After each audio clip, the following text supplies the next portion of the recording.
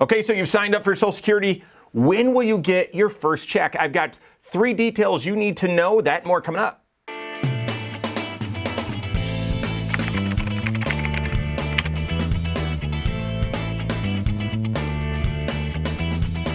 My name's Mike Bernard. I'm the host of the Wise Money Show. I'm also one of the certified financial planners right here at Korhorn Financial Group. Make sure you hit that subscribe button, turn on notifications, and smash that thumbs up button. Deciding when you're going to draw Social Security and how you're going to optimize it, that's one of the biggest financial decisions you're going to make in your life. I've shared before Social Security, and I know the system is broken, and it's going to need some changes, and those changes will be costly and meaningful and all of that. I've got a video coming up about some of that. However, it's vitally important to your retirement. And yes, it only is going to account for maybe 1/3 of what you will really need. But why it's so important is it slays the 3 retirement income dragons, okay? Those 3 retirement income dragons. Most sources of retirement income will only slay 2 or maybe 1, but not all 3. And so what are those? Well, number 1, it's a source of income that you cannot outlive. It's going to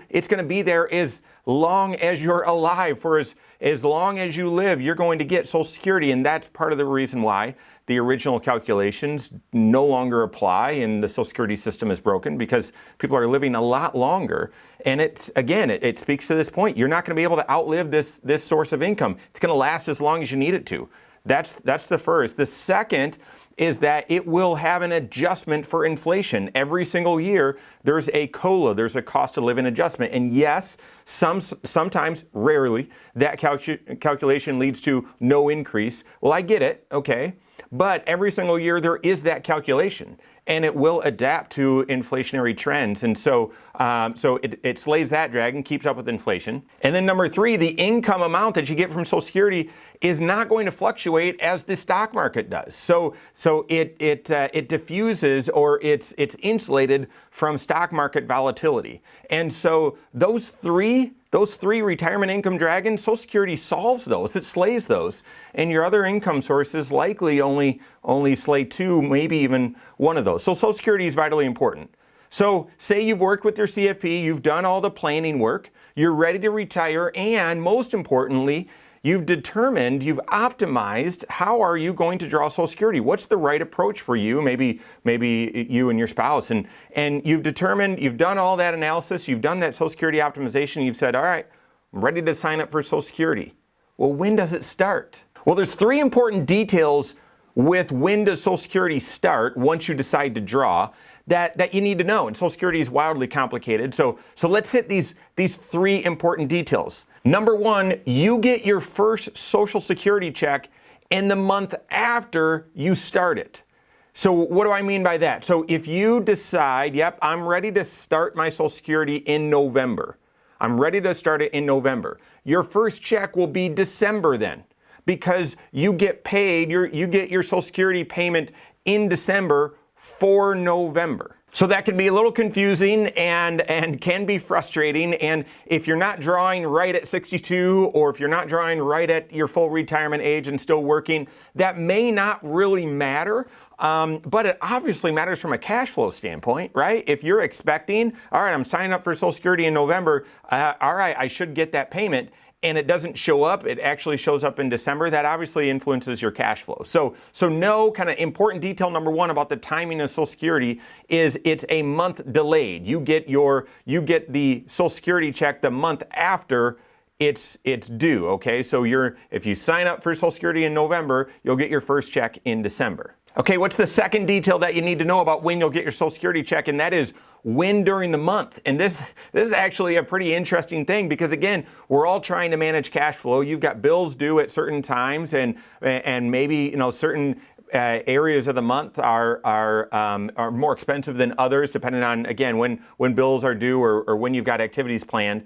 And so the timing of your Social Security will always be on Wednesday, but which Wednesday depends on the day of the month that you were born, your birth day. If your date of birth is between the 1st and the 10th, then you're going to get your Social Security check on the 2nd Wednesday of the month. If your date of birth is between the 11th and the 20th, you'll get your Social Security check on the 3rd Wednesday of the month. And then obviously through process of elimination. If your date of birth is the 21st through the 31st, then you'll receive your Social Security check on the 4th Wednesday of the month. So think of it like this. I mean, and again, why is this so important? Most people just roll with it, but I'm a planner, right? And I want you to plan ahead and avoid surprises. And so if you've got maybe a mortgage still due, or you're trying to manage the timing of your cash flow, and you know that, yeah, my date of birth is on the 2nd, and therefore I'm going to get my Social Security check the 2nd Wednesday of the month.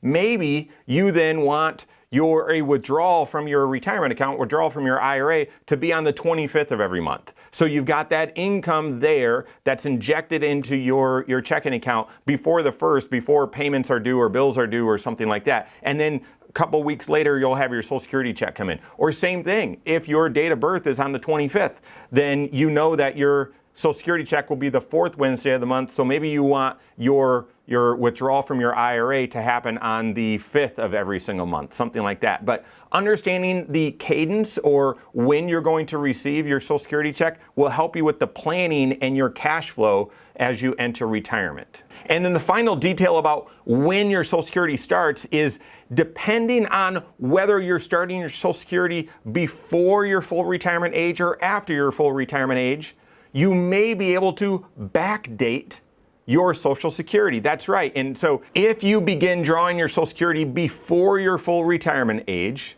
then there's no way to backdate it. Okay, it starts when it starts, and you'll pick that you'll pick that month and so on.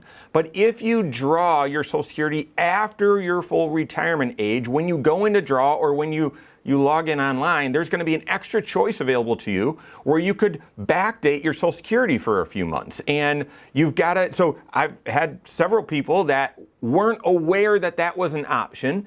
And then when they see that as a choice, they think, oh, that's appealing. I could get a windfall here of 6 months of Social Security checks and get a lump sum check for maybe 15 grand or 12 grand, something like that. That would really help with cash or help pay off a bill or help us do a trip and then have my monthly Social Security start after that. Can be appealing, but I would be careful of that, okay? Number one, you gotta be aware that if you backdate your Social Security, it means that you're going to be backdating the time at which you would have started, and therefore you're going to draw in an earlier month, and therefore your Social Security won't be quite as big as it otherwise would. I probably didn't say that. I probably didn't communicate that very well. Everyone knows that delaying Social Security, it grows about 8% each year that you delay drawing it. Well, it's not a yearly increase, it's a monthly increase. Every single month that you delay Social Security, it goes up just a little bit all the way up until turning age 70. And so if you decide, if your full retirement age is 67 and you decide to draw at 69, and then you go into draw at 69 and say, you know what, I'm going to backdate this because gosh, getting a chunk of cash right at the time I'm retiring or turning on Social Security would be really helpful. Just know that backdating it means you're going to be, it's going to be as if you started your Social Security a few months earlier. And therefore, your Social Security will be a little bit smaller because you started it a few months earlier than starting it immediately. So that'd be the first warning. The second warning about this is if you're managing your tax strategies and your tax plan, know that this lump sum or this backdating will create a lump sum of Social Security, and that will create a chunk of income that you've then got to be planning for with your tax plan. If you've been working all along and then as soon as you stop working, you then turn on your Social Security and this comes after your full retirement age and you decide to backdate your Social Security and get a big chunk, then that could be fairly painful from a tax planning standpoint. So just be proactive and be aware of that and manage it with your CFP. So deciding when to draw Social Security, how to draw Social Security, how it's going to optimize for you is one of the biggest financial planning decisions you're going to make in your life. Once you have that timing picked out, hopefully these 3 details about when Social Security starts helps you along that path, avoid surprises, helps you plan ahead. Work with your CFP on that. If you don't have a CFP on your team, you can contact one on my team. Find us online, Korhorn.com. That's Korhorn with K. WiseMoneyShow.com. You can find us there as well, or send us an email, info@Korhorn.com. All right, there you have it. Go out and take your next wise step in your financial life.